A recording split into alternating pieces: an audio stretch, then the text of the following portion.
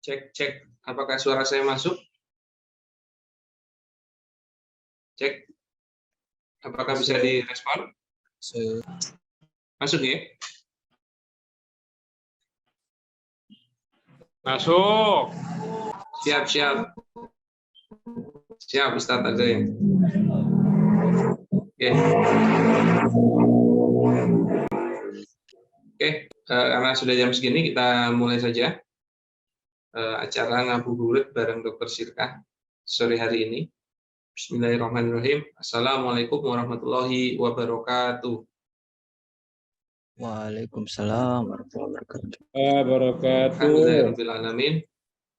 Oke, alhamdulillahirrahmanirrahim. Assalatu wassalamu ala asrofil anbiya'i wal mursalin sayyidina wa maulana Muhammadin wa ala alihi wa sahbihi ajma'in, amma ba'd. Ya, alhamdulillah sore hari ini kita bisa berkumpul bersama di acara ngabuburit bareng Dr. Sirkah, dan memang settingan acaranya adalah mengenai tidak ada materi penyampaian, langsung mengenai tanya jawab, diskusi, bedah kasus mengenai perkara-perkara atau muamalah yang dilakukan oleh para peserta. Nah, nanti prosedurnya adalah bisa melakukan resen.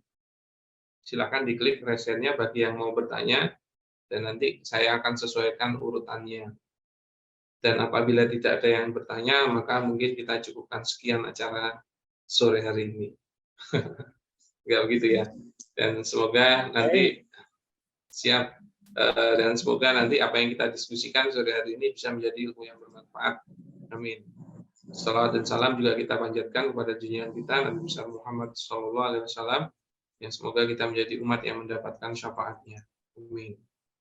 Dan monggo bagi yang mau bertanya silakan resen, sudah ada Ustadz Ade. Bagi yang lainnya mau bertanya segera resen, karena nanti akan saya sesuaikan dengan urutannya.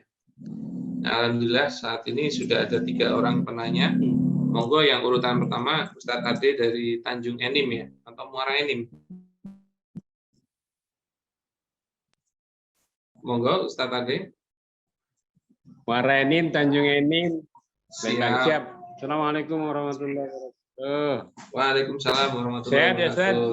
Alhamdulillah sehat. Lagi hujan sih di sini. Oh, hujan. Kami di Ya. sini pagi tadi hujan. Siap, siap, siap. Batu bara Sekarang tetap mulai. lancar ya. Sekarang, Monggo. ini mau nanya Tad, Ya, karena siap. memang aku sekarang ini bermain Sirkah di tim ya, dengan 2 pemodal, 1 aku pengelola kan begitu. Nah, segmen usahaku tuh di olahan ikan. Segmentasinya ini kan segmentasi antara usia 5 sampai dengan 35 tahun, gitu kan. Nah, kemarin proyeksi dalam 6 bulan ini dengan 1 unit gerobak kita sudah bisa mencapai omset 16.000 butir pieces per bulan per 1 gerobak, dengan asumsi keuntungan 150 perak per 1 unit gerobak, gitu kan. Nah, bagaimana caranya untuk meningkatkan omset nih ketika target market kita di usia 5 tahun sampai dengan 35 tahun. Siap, siap. Ya, pertanyaan. Siap.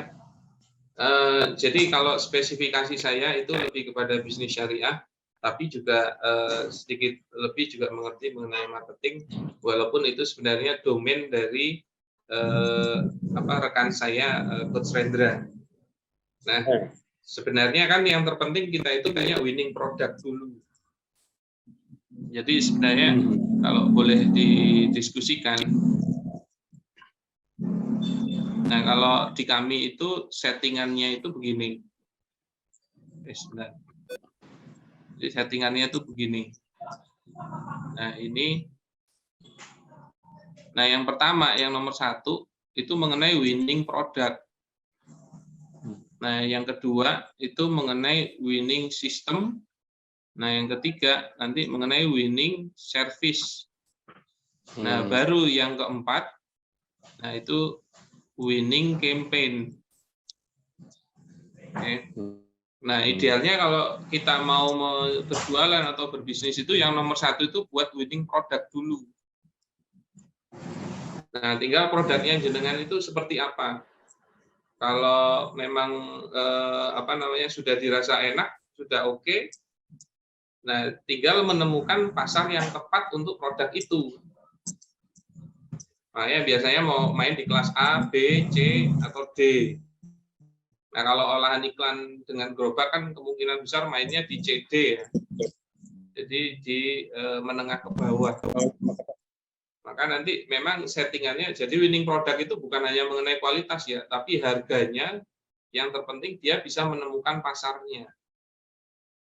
Nah, jadi nanti dari sisi kualitasnya disesuaikan dengan harga jualnya. Dan itu masuk ke harga beli para konsumen yang dituju. Nah, jadi tinggal pasarnya bagaimana. Nah, kalau jenengan berbicara tentang pasar anak-anak ya berarti ya tadi ya umur 5 sampai lebih itu ya. Pasarnya anak-anak kan berarti. Ya, pasarnya anak-anak betul. Ya, berarti kalau pasar anak-anak itu ya disesuaikan. Misalnya membuat produk yang dia itu lebih kecil. Karena bisa jadi daya makannya ya, daya konsumsinya tidak banyak. Makanya juga jadi mudah orang tuanya untuk membelikan gitu loh. Kalau produknya kecil dengan budget yang lebih kecil. Nah, bisa dengan men-slice. Jadi dari produknya gede di-slice jadi 2 biar kecil terus baru ditusuk atau bagaimana. Silahkan. Nah, tinggal di komposisinya dikurangi dengan dengan jumlah yang lebih sedikit. Berarti kan harganya bisa menyesuaikan. Nah, termasuk mungkin biasanya membuat yang bentuknya menarik atau warna makanannya menarik. Nah, itu juga bisa. Cuma hati-hati kalau masalah bentuk ya, jangan sampai nanti terjadi taswir. Taswir itu menggambar atau membentuk benda yang serupa dengan makhluk bernyawa, itu tidak boleh. Nah, jadi hati-hati. Ya paling kurang lebih itu. Terus biasanya setahu saya kalau mau menarik lagi itu diadakan kegiatan. Misalnya mewarnai bareng atau kegiatan apa yang anak-anak kecil lakukan, mungkin sepedaan dan lain-lain. Nah, kurang lebih sih seperti itu. Iya. Nah, itu memang bukan ya. Nah, yang terpenting sudah membuat winning product, juga jangan lupa support dari winning system-nya. Winning system itu tentang manajemennya, bagaimana memproduksi, bagaimana memanage waktu jual dan lain-lain. Nah, termasuk intinya di manajemennya. Nah, jangan sampai permintaan tinggi, produksinya yang kewalahan, atau memproduksi terlalu banyak padahal daya serap tidak tinggi. Nah, kemudian yang berikutnya winning service-nya juga penting. Nah, winning service ini mengenai bagaimana Anda melayani customer. Nah, tinggal dicari kalimat-kalimat yang menarik untuk anak-anak kecil, atau juga dibonusin apa gitu yang berhubungan sama anak-anak kecil. Mungkin gambar kayak atau apa. Terus sekarang buat ini ada tulisan hanya 1000 membuat kamu rindu. Jadi wedding saving. Ya boleh aja. Intinya yang servisnya. Nah, itu di membangun image dulu ya. Ya, winning service-nya. Nah, baru kalau itu semua udah kuat, winning campaign, di marketingin. Istilahnya buat iklan. Nah, promosi, mungkin beli berapa, gratis berapa. Nah, itu juga bisa. Jadi winning campaign itu sebenarnya bagian paling akhir. Makanya bukan jualan itu bukan mengenai marketing saja, tapi overall ini. Begitu, Ustaz tadi. Sebenarnya produknya aku buat sendiri sebenarnya. Ini handmade. Jadi apa yang semua yang terkenakan dari mulai sistem ini kan memang diambil dengan model Sirka gitu kan. Nah, kemudian produknya kita buat sendiri. Nah, market kita dengan model organisasi. Mungkin nanti aku kirim ke antum gambarnya, bagaimana gambar gerobaknya, nanti bisa terbayang ya. Ya, gerobaknya dikirim gambarnya nggak apa-apa, cuman kalau produknya ya idealnya bukan gambarnya yang dikirim. Nanti ke sini lagi. Kemarin Oke, bawa oke. itu. Siap. Kan nanti ada Semoga. harganya berapa kalau jadi konsultan ini berapa? Oh, siap. Harganya Nah, kan itu udah jelas dong. oke. Jelas. Siap, bisa. Semoga nanti ada peluang undangan lagi untuk ke Muara ini. Oke. Begitu Ustaz ya? Jazakallah. Siap. Afwan. Awal. Siap. Monggo yang berikutnya untuk Kang Krisno Semarang, Pak Krisno Semarang, silakan. Assalamualaikum warahmatullahi wabarakatuh. Oke, waalaikumsalam warahmatullahi wabarakatuh. Mohon maaf, ternyata Kang Pak Krisno sekarang pakai hijab ya. Saya baru tahu. Namanya memang Krisno tapi ya saya Ahwat. Oh, Bu Krisno, siap Bu Krisno. Silakan. Ya, Ustaz Firly mau bertanya, ada beberapa poin. Yang pertama, saya lagi belajar sirkah. Jadi kalau sirkah yang saya coba pahami itu berarti saya pilih yang mudharabah, gitu ya. Sebetulnya suami sih yang bersirkah. Nah, artinya konsep mudharabah itu jadi ada pemodal si A, kemudian dengan suami. Pemodal A ini memberikan uang ya, rupiah. Rupiahnya katakanlah misalnya 30 juta. Kemudian suami itu punya, kami ini rencananya itu buka warung ya. Jadi ada peralatan-peralatan itu yang dihitung, katakanlah rupiahnya adalah 10 juta. Bentuknya adalah peralatan. Plus suami itu juga mengelola. Jadi suami pengelola dan pemodal juga. Ya, jadi ada uang 10 juta di situ. Misalnya tadi kan 30, kemudian 10 juta termasuk juga mengelola. Jadi berarti ada tenaga, ada waktu, apalagi ya? Skill gitu ya, skill atau keterampilan itu kan. Nah, kemudian pertanyaannya yang pertama, konsep mudharabah yang seperti ini berarti gini, saya mencoba memahami konsep mudharabahnya dulu. Jadi ketika nanti bekerja sama, perhitungan laba rugi, perhitungan kemudian nanti ketika berakhir masa kerjasama, berarti modal semua yang ada ini 30 juta dan 10 juta yang sudah dilebur di awal ini tetap nanti dikeluarkan dulu, dibagi hasil, ya, harus ada utuh dulu dikeluarkan, ataukah misalnya kan pembagi hasilnya nanti per bulan ya Ustadz ya, itu kan mungkin belum bisa mengembalikan nilai modalnya. Apakah itu sudah bisa bagi hasil? Berarti bagi hasilnya itu dari mana berhitungnya? Nah itu satu. Terus kedua, ketika di akhir kerjasama, berarti misalnya dari harta keseluruhan, katakanlah 30 juta tadi sudah habis untuk sewa, 10 juta itu juga mungkin kalau barang itu kan ada apa itu namanya ya? Depresiasi. Berarti kan nilainya kan sudah berkurang. Nah, kemudian bagaimana nanti pembagiannya itu? Terus yang ketiga, satu lagi Ustaz. Yang ketiga adalah ini kan karena rumah makan warung ya, warung mie ayam gitu. Nah, kerjasamanya kan antara suami dengan Bapak A gitu ya. Nah, tapi yang masak itu kan saya gitu ya. Masalahnya jadi saya kan tidak termasuk dalam kerjasama itu, ataukah termasuk dalam kerjasama itu karena suami istri. Sehingga pertanyaannya, apakah kalau dianggap kerjasama berarti tidak ada ujroh yang di situ harus diberikan, ataukah itu dianggap berbeda sehingga dianggap sebagai karyawan, jadi ada ujroh ijaroh yang harus dibayarkan dianggap sebagai karyawan. Nah ini bagaimana? Siap. Atau yang terakhir tambah lagi kaitannya dengan GoFood, karena ini kan jadi polemik ya, ada yang bilang boleh, ada yang enggak gitu. Sebagai pembeli boleh, sebagai penjual boleh pakai GoFood, tapi kalau sebagai pembeli jangan, nanti ada muli akad. Nah ini bagaimana ya sarannya ya Ustaz ya? Mungkin. Siap. Jadi ada 4 pertanyaan. Oke. Assalamualaikum warahmatullahi wabarakatuh.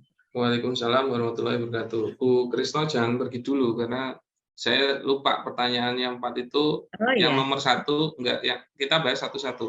Yang Iya. nomor 1 itu menanyakan apa? Jadi kan ini total modal adalah 40.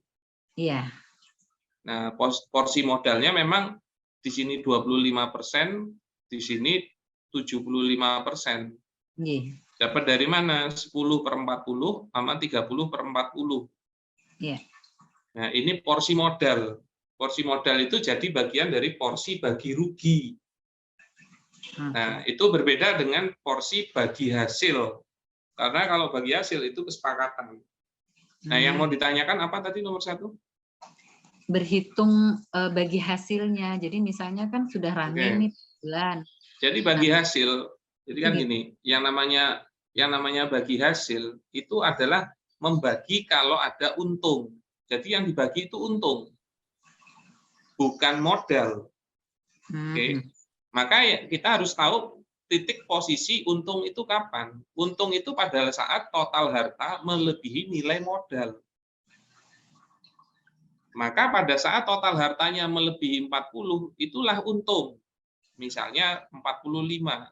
45 lebih besar daripada 40. Nah, maka ada keuntungan 5 juta. Nah, berarti yang dibagi hasil 5 juta ini. Oke.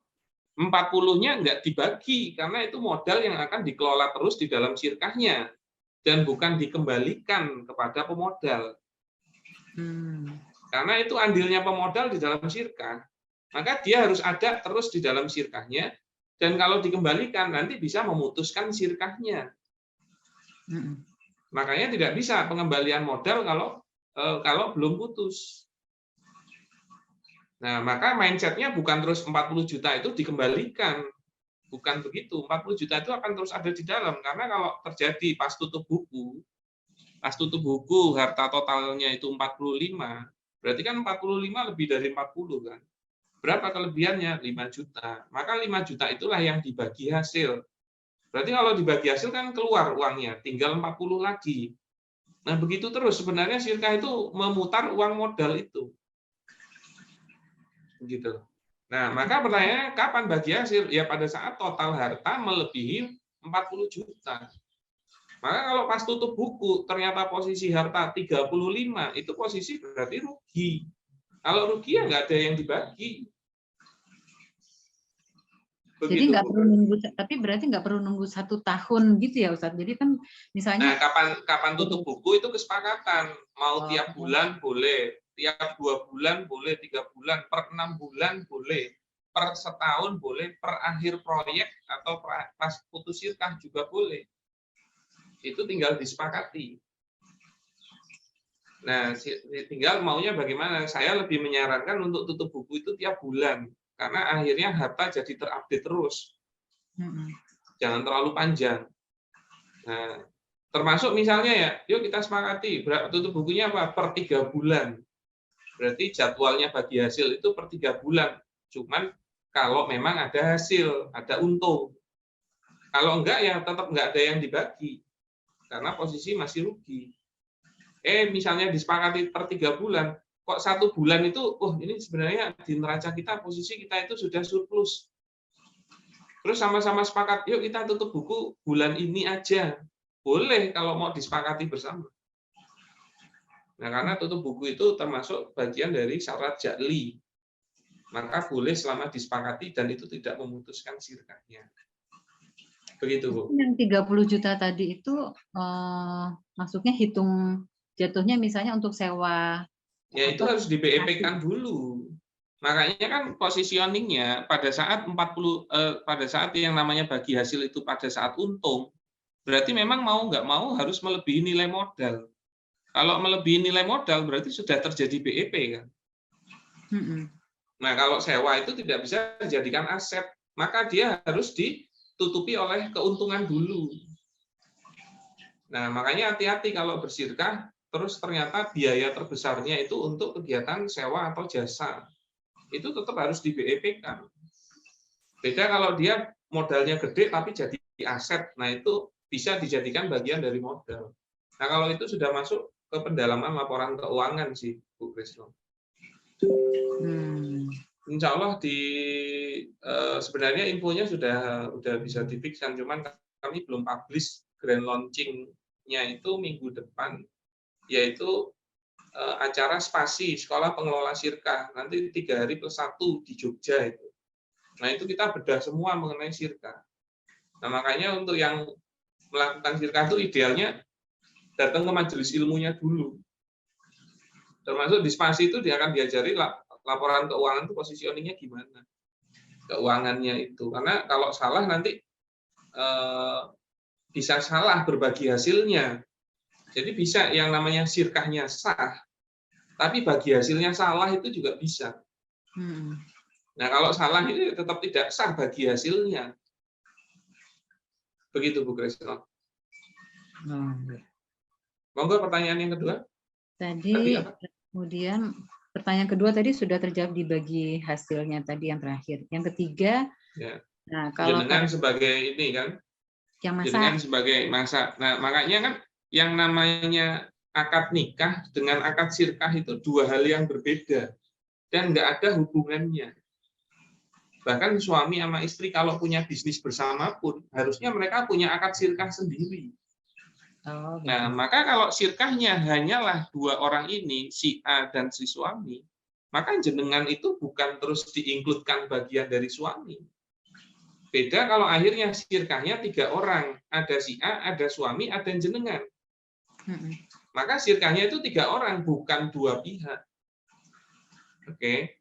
Maka kalau sirkahnya 3 orang, bagi hasilnya ada 3, bukan juga 2. Begitu. Nah, maka kalau posisi jenengan di luar sirkah, ya kalau jenengan memberikan manfaat kepada perusahaan atau sirkahnya, maka menjadi boleh jenengan meminta kompensasi. Nah, maka bisa menggunakan akad ijarah, menggunakan ujroh nanti kompensasinya. Nah, tinggal disepakati nilainya berapa. Cuman itu pun harus fix. Jenengan itu kalau diakadin sebagai ijaratul ajir, yaitu semacam pegawai tetap, maka harus ada jam kerja yang jelas.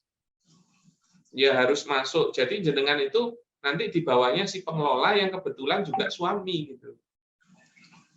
Nah, maka harus mengikuti instruksi suami karena sebagai bos di sirkahnya, di bisnisnya. Terlepas juga sebagai suami yang kebetulan suami juga di akad nikahnya gitu. Tapi itu dua hal yang berbeda. Dan juga tidak boleh nanti jenengan dapat gaji atau ujroh, itu kan hak milik jenengan sendiri. Terus suami juga bilang, kamu juga ikut nafahin keluarga dong dengan gajimu. Nah itu hukum asalnya nggak boleh. Karena itu menjadi uang jenengan pribadi. Begitu Bu Krisno.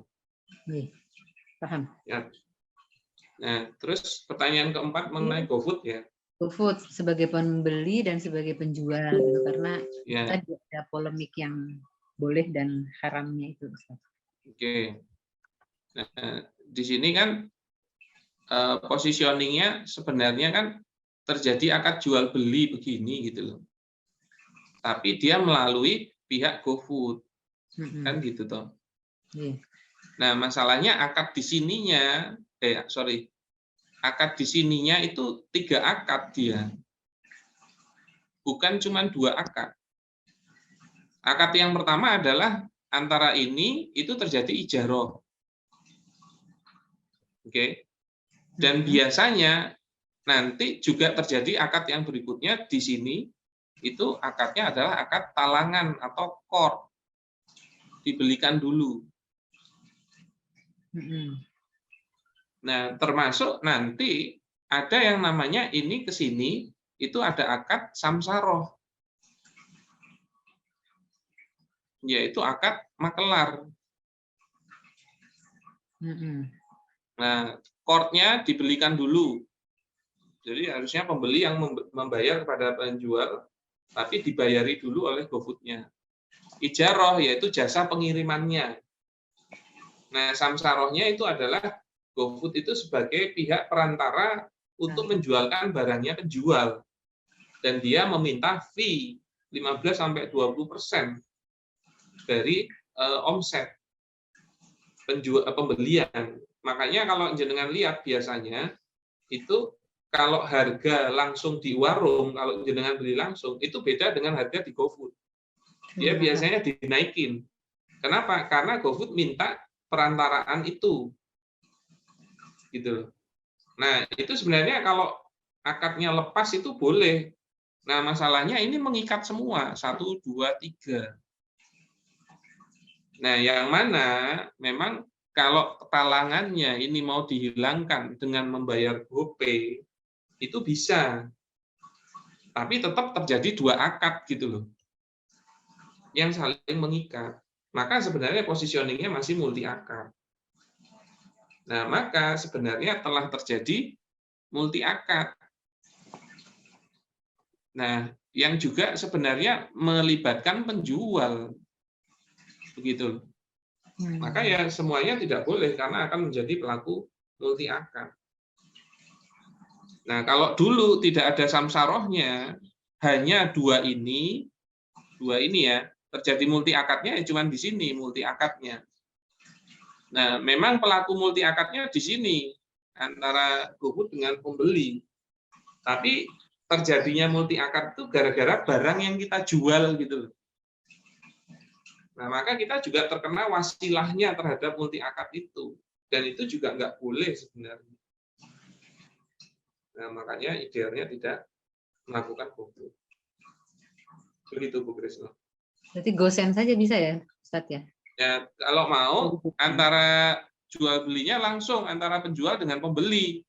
Nanti penjualnya yang bantu untuk gosenin kepada pembeli atau pembeli yang gosen sendiri ngambil ke penjual.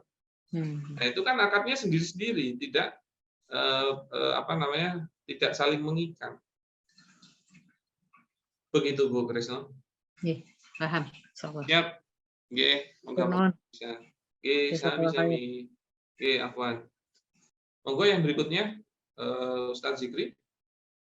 Nanti yang Mas Hafid di sini nggih. Oke. Bismillahirrahmanirrahim. Assalamualaikum Ustaz. Waalaikumsalam warahmatullahi wabarakatuh. Enggak masak mie nih. Yang bantuin Tad. Oh, siap. Lagi hujan sini. Oh, siap. Oke. Ada pertanyaan Ustaz, biasa jadi banyak diskusian nih. Ada teman dia bersirkah memang sebelumnya memang belum diilmui. Kemudian ternyata usahanya ini nggak berjalan. Terus si teman yang ini dia tadinya amalnya tuh dia sebagai pengelola. Nah, karena nggak berjalan, akhirnya teman itu merasa nggak enak lah sama teman pemodalnya dan berniat merubah akad menjadi qard. Jadi hutang nih. Gimana Ustaz? Bisa nggak Ustaz? Kalau saya ya nggak bisa. Jadi kalau dia sirkahnya ini sudah terjadi sirkah antara si A sama si B, sirkahnya sah, maka ya sudah mengikat akad sirkahnya ini. Ya. Nah, berarti harus siap dengan harus siap kalau terjadi kerugian. Misalnya pemodalnya si A, ya, pengelolanya si B. Nah, maka harus siap menerima kerugian itu. Nah, ini yang nggak enak kan si B kan. Nah, maka caranya itu bukan terus membatalkan akad sirkahnya terus berakad jadi qard. Tapi sirkahnya tetap dan misalnya terjadi kerugian misalnya 10 juta. Nah, yang berikutnya yang terjadi itu akad hibah saja. Nah, B itu hibah kepada A senilai 10 juta.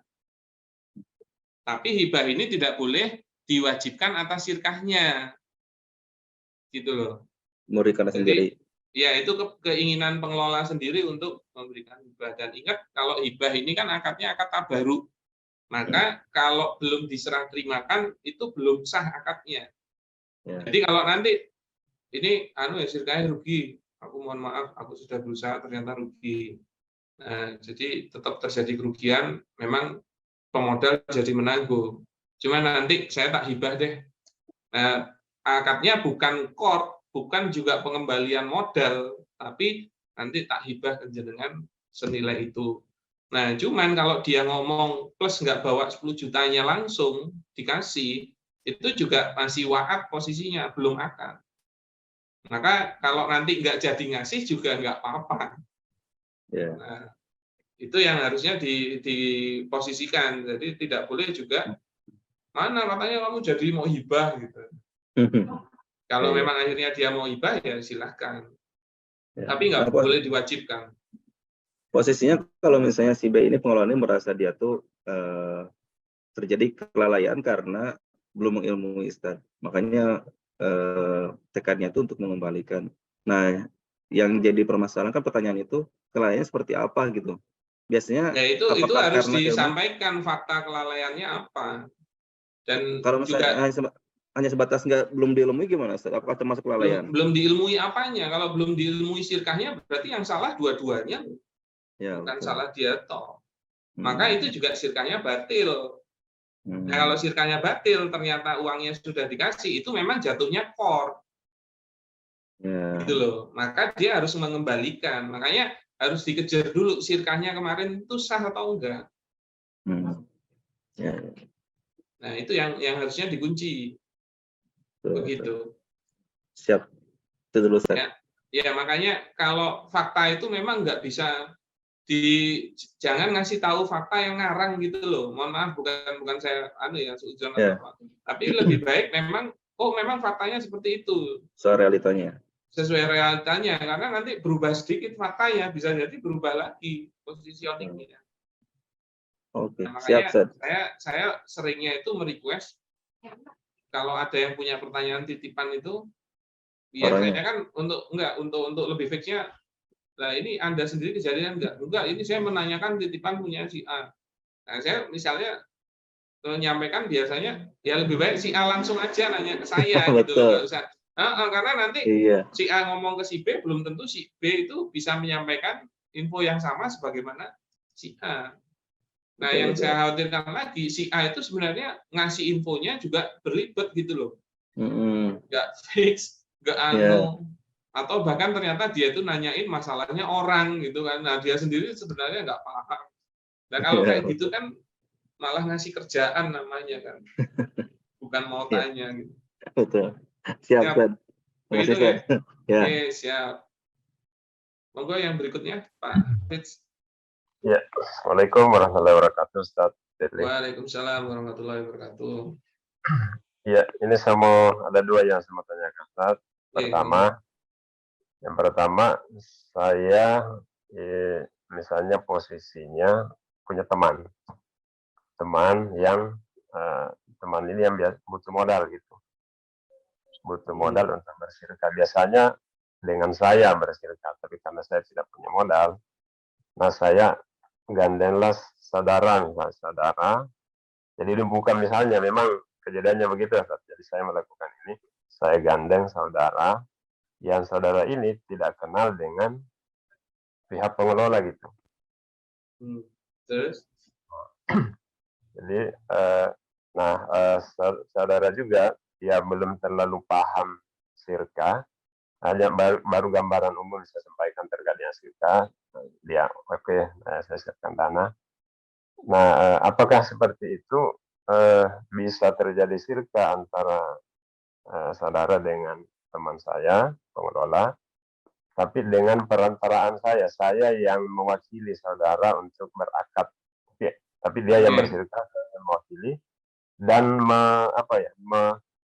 mengontrol sampai selesai sirka, sampai ditutup sirka itu saya sepenuhnya seperti itu. Bisa. Ya, jadi kan positioningnya akad sirkahnya adalah antara A sama C.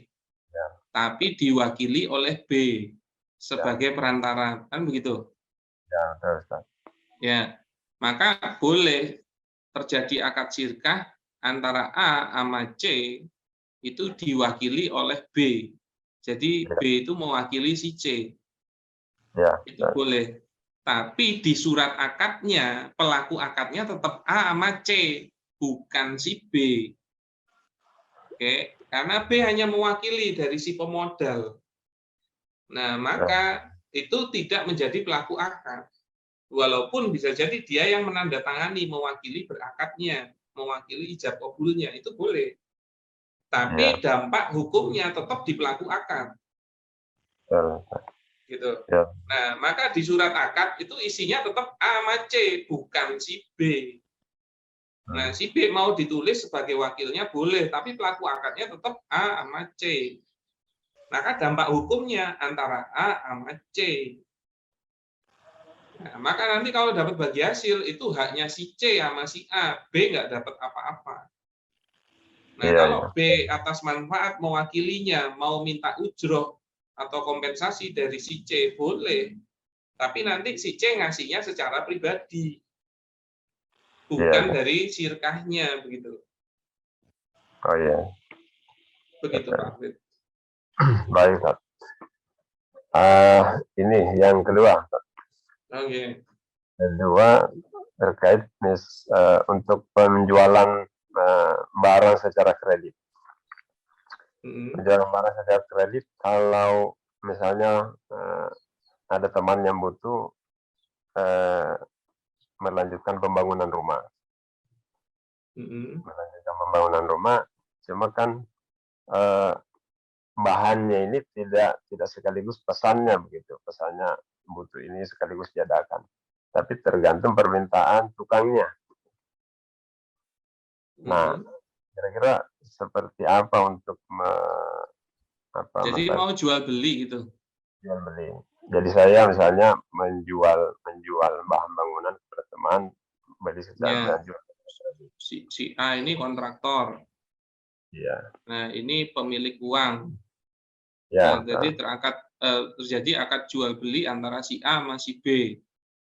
Berarti kan penjualnya adalah si C, si A ini pembelinya, kan begitu kan? Yang punya rumah ya, yang punya rumah ini A. Nah, dia yang punya rumah A, berarti dia mau beli bahan baku material kepada si B, begitu kan? Ya. Maka akad jual belinya kan penjualnya adalah si B, pembelinya adalah si A. Nah, pertanyaannya si A ini bayarnya akan tempo. Betul. Oke, nah maka akan terjadi jual beli tempo. Tempo ya. Nah, kalau jual beli tempo, pembayarannya itu kan tertunda. Ya, betul. Maka barangnya wajib bisa diserah terimakan di majelis akad. Oke. Ya. Nah, masalahnya si B ini sudah punya barangnya belum? Belum, baru mau membelikan ketika ada pesanan gitu. Ketika ada permintaan. Maka belum bisa akad. Ya. Nah, yang ada adalah si B harus beli kepada si C dulu. Maka terjadi akad jual beli di sini. Nah, jual beli satunya malah di sini. Baru terjadi jual beli dua. Itu pun barangnya harus bisa diserah terimakan di majelis akad. Jadi, kalau barang tidak bisa diserah terimakan di majelis akad, itu termasuk utang. Oke, penjual jadi punya utang barang. Nah, sedangkan kalau pembayarannya juga tidak diserah terimakan di majelis akad alias tempo, itu juga utang. Maka nggak boleh jual beli utang ketemu utang. Nah, Rasulullah SAW an bai'ul kalik bil kalik. Jadi Rasul melarang jual beli utang dengan utang. Maka harusnya terjadinya transaksi itu pada saat barangnya bisa diserah terimakan, baru bisa akad, yang mana pembayarannya tempo tidak apa-apa. Nah, maka kebutuhan barang yang disampaikan oleh A kepada B, itu positioningnya belum akad, tapi hanya wa'ad. Oke, aku butuhnya barangnya ini. Nah, maka dari bahan itu dia baru beli kepada si C, si B-nya. Yang mana kalau dia sudah beli, itu tidak boleh diwajibkan untuk dibeli oleh si A juga. Jadi nggak boleh jual beli satu mengikat atas jual beli dua, itu nggak boleh. Ini multi akad juga. Maksudnya apa? Maksudnya kalau nanti ternyata si A nggak jadi beli, si B nggak boleh marah. Makanya dikualifikasi dengan baik. Dan bahkan nanti salah list gitu loh. Salah list, terus wah aku nggak jadi butuh ini ya, gini ya. Wah nggak bisa, aku udah beli, kamu harus beli nih. Nah itu nggak boleh. Makanya bagian purchasing-nya harus ketat dan hati-hati. Baik, Begitu Ustaz. Pak Habib. Nah, gini Ustaz, mau memperjelas lagi. Bisa enggak begini Ustaz? Jadi misalnya tukangnya pesan atau yang pemiliknya terpesan ke saya, jadi saya berikan aja dulu, dia pakai misalnya, ini kan tidak sekaligus pesannya barangnya, ada kebutuhan bahan A, B, C, mungkin besok butuh lagi, lusa butuh. Misalnya dihitung sampai sebulan, baru di total sekian pemakaiannya, baru berakad di situ, bisa enggak begitu? Ya berarti jenengan harus punya ready stock loh.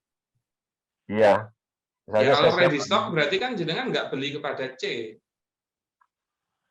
posisinya saya juga beli artinya beli juga Berarti sudah ready stock apa belum gitu loh. Nah, yang nggak bisa itu gini, jenengan itu oke, ngomong sama si C, pokoknya kalau A ngambil apa aja nanti aku yang bayarin. Nah ya. itu kalau itu jatuhnya talangan, bukan jual beli. Nah boleh nggak? Boleh, tapi jadi nggak boleh minta margin atau keuntungan, karena keuntungannya jatuhnya riba. Gitu loh. Karena kalau akadnya jual beli itu pasti barang ketemu pembayaran, bukan dikasih uang terus beli.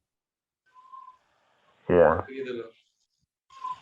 Tapi Nah, kalau makanya misalnya begini, saya ready. Dia pesan, saya siapkan barangnya, baru saya serahkan. Jadi serahkan sampai. iya, nah itu berarti terjadi beberapa akad yang sendiri-sendiri, karena satu akad sendiri itu satu majelis akad sendiri. Makanya kalau oke, hari ini pasir segini, semen segini, udah itu satu akad. Nah besok ada lagi nih, mau beli apa? Ini, karena sudah beda majelis, maka ada akad kedua lagi jual belinya. Nanti total utangnya ya, total semua akad itu. Iya. Nah, hari satu misalnya hanya beli sekitar 1 juta, oke. Hari kedua nanti barang apa aja, oh 2 juta, berarti kan total utangnya jadi 3 juta. Iya. Tapi itu terjadi karena beberapa akad jual beli. Maka harus clear. Ingat kuncinya satu majelis akad, yang diserah terimakan apa, itulah jadi satu akad.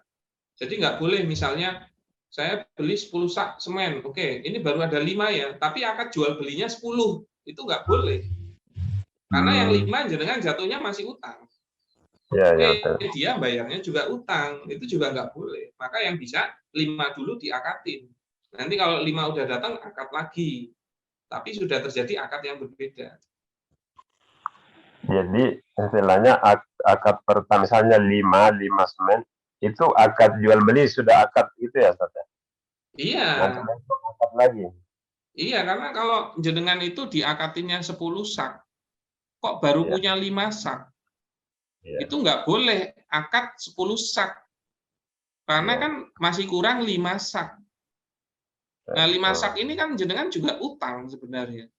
Lah dia bayarnya juga utang, ya tetap 5 saknya kali bil kali. Nah, kalau mau satu akad 5 sak dulu, nanti 5 sak berikutnya datang lagi akad lagi. Itu jual beli yang berikutnya. Untuk pembayarannya apakah langsung berakad itu langsung disampaikan pembayarannya atau bisa nanti diakumulasi misalnya sebulan kebutuhannya ya kalau sekian. Jual beli itu antara barang sama pembayaran itu harus fix di depan, nggak boleh nggak diketahui, goror nanti. Maka 5 sak itu 500.000 misalnya, 250.000. Nanti 5 sak lagi ya 250.000 lagi. Nah itu harus dikunci pada saat akad. Oh, nggak bisa misalnya besok karena masih ada kebutuhan, besok akad pertama 2, 3 langsung digabung nanti di akhir akad. Oh nggak bisa. Karena kan dia itu baru punya hak menggunakan kalau sudah ada akad gitu loh. Si A itu nggak boleh sebenarnya, hukum asalnya pakai semen itu kok belum sudah dia terima, tapi belum ada akad sama jenengan itu nggak boleh. Berarti dia kan menggunakan semennya orang. Yang memindahkan kepemilikan itu kan akad. Maka dia baru punya hak kalau sudah akad. Nah masalahnya belum akad, baru cuma dihitung kok udah dipakai. Ya nggak sah sebenarnya. Dia pakai semen itu kalau belum ada akad. Begitu Pak Hafid. Berarti solusinya harus total memang menyerahkan supaya dihitung lagi. Iya, tapi pecah-pecah juga boleh. Jadi nanti ada beberapa nota, berapa akad notanya sendiri-sendiri. Nah, nanti kan totalnya total semua nota, itulah total utangnya dia. Nah, misalnya dari total utang ini, misalnya ada 10 nota. Nah, baru menyampaikan bahwa pembayarannya, misalnya dia bayar kredit selama 10 kali misalnya. Itu tidak bisa ya dikumpul 10 nota baru di pembayarannya sekian selama 10 bulan misalnya dibayar sekian per bulan, tidak bisa ya. Kalau pembayaran itu harus fix kapan jatuh temponya, karena kalau enggak masih goror juga. Nah, maka yang ngunci itu waktu, bukan berapa notanya. Karena kalau terjadi misalnya, oke, temponya 1 bulan ya, misalnya tanggal akad itu tanggal 10, maka tanggal 10 berikutnya lah dia harusnya bayar. Baik dia itu buka nota lagi atau enggak gitu. Karena kalau belum ada waktu yang disepakati itu masih goror terhadap pembayarannya. Iya, iya. Begitu loh. Walaupun di awal misalnya diestimasi bahwa penggunaan 50 juta untuk bahan, rencana akan dibayar 10 bulan selama 10 kali gitu, 10 bulan. Nah, barangnya yang dicicil gitu. Dicicil pengambilannya selama sebulan baru fix terkumpul sebesar 50 juta misalnya dengan 10 nota. Itu tidak bisa ya di akhir bulan itu baru dihitung sekian pembayarannya selama sebulan sampai. Ya itu berarti belum jelas kapan waktu pembayarannya. Nah itu Padahal berpotensi terjadi perselisihan. Makanya kalau horor itu kan salah satunya itu menghilangkan perselisihan. Iya, Nah, iya. kapan jatuh tempo bayarnya? Jadi bukan karena dia buka nota lagi gitu. Dia jatuhnya masih fasad kalau belum ada waktu yang disepakati, bukan batil. Oh iya. Begitu Pak Hafid. Syukran, Ustaz. Siap, Penjelasannya. Mas Wan. Nah, enak toh kalau langsung gini, apalagi kalau ternyata pertanyaannya nggak banyak, bisa luas gitu. Nah ini sebelumnya saya mohon maaf, sudah mau jam 5. Nah hari ini tuh saya harus jemput anak saya TPA. Jadi mohon maaf untuk pertanyaan berikutnya, mungkin Bu Lisa, mohon maaf kita pending dulu di pertemuan yang berikutnya ya. Karena takutnya nanti kalau sudah nanya, saya itu senangnya itu kalau jawab itu jelas gitu loh, gamblang. Nah masalahnya kalau jelas atau gamblang suka panjang. Nah kalau suka panjang nanti saya jemputnya yang kemoloran. Jadi mohon maaf ya Bu Lisa, insya Allah kita akan diskusikan di waktu yang berikutnya. Nah selama Ramadan ini alhamdulillah kita naikkan ngabuburit bareng Dr. Sirka jadi 2 kali seminggu, setiap Senin sama Rabu. Nah karena hari Jumat insya Allah biasanya ada Jumat berbagi dari Bisyarah. Nah makanya pergunakan kesempatan ini untuk menanyakan kasus-kasus dengan atau membedah kasusnya seperti apa untuk bisa kita diskusikan bersama. Begitu ya. Sebelumnya saya mengucapkan terima kasih atas kehadirannya dan juga mohon maaf atas hal-hal yang kurang berkenan yang telah disampaikan dan semoga apa yang kita diskusikan sore hari ini menjadi ilmu yang bermanfaat. Begitu dari saya. Semoga kita bisa bertemu lagi di majelis yang berikutnya. Matur nuwun, wan minkum, akhirul kalam. Assalamualaikum warahmatullahi wabarakatuh. Waalaikumsalam warahmatullahi wabarakatuh. Jazakallah.